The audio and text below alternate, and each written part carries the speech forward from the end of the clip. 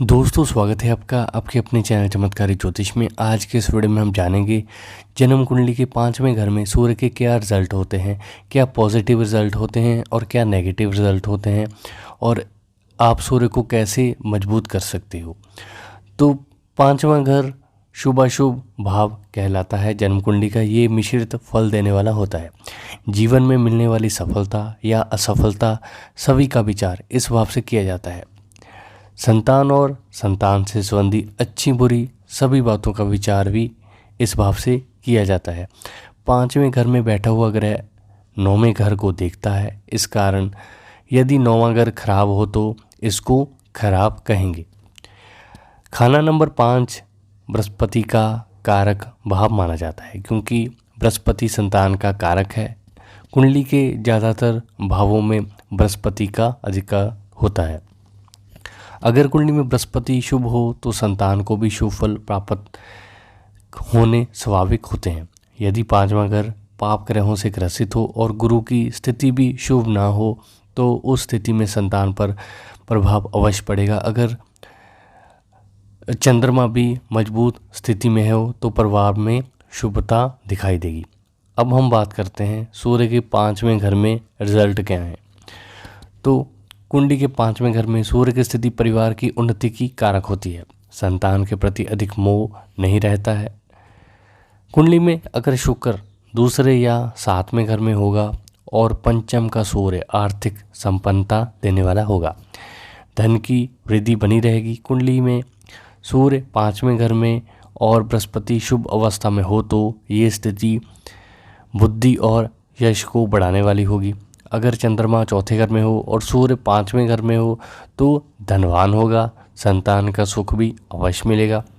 तो अगर सूर्य खराब स्थिति में हो तो 5वें घर में मंदे फल के रूप में एक से अधिक विवाह दे सकता है।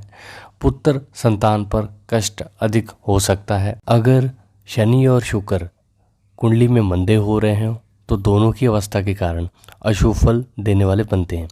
लेकिन अगर चंद्रमा अच्छी स्थिति में है तो ये खराब हालत में भी कुछ सुधार हो सकता है। 5वें खाने में अगर शुक्र सूर्य या अकेला सूर्य और गुरु हो, तब कोई पापी ग्रह या शुक्र गोचर में लगन में आ जाए तो सेहत के लिए मंदा हो जाता है। इस कारण से स्वास्थ्य परेशानी और चिंता का विषय बन जाता है। अगर 5वें घर में शुक्र या अन्य कोई पापी ग्रह हो तो बृहस्पति और सूर्य लगन में आ जाएं तो ऐसी स्थिति में स्वास्थ्य पर बुरा प्रभाव पड़ता है।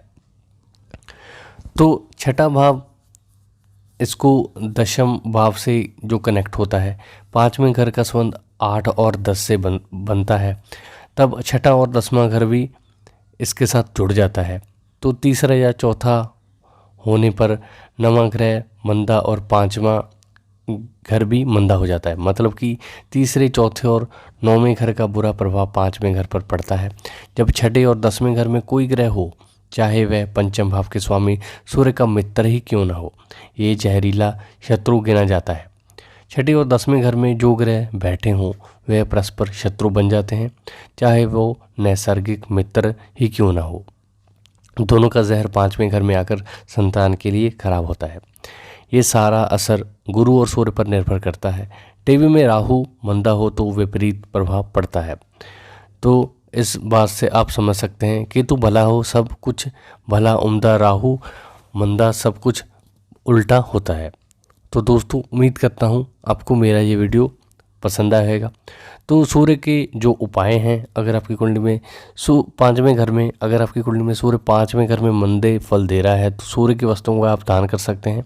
सूर्य की वस्तु जैसे कि तांबा, गुड़, अनाज का दान कर सकते हैं। पिता का सम्मान करें और नियमित रूप से उनका आशीर्वाद लें। इससे भी सूर्य के जो बुरे फल हैं वो काफ़ी हद तक दूर हो जाते हैं।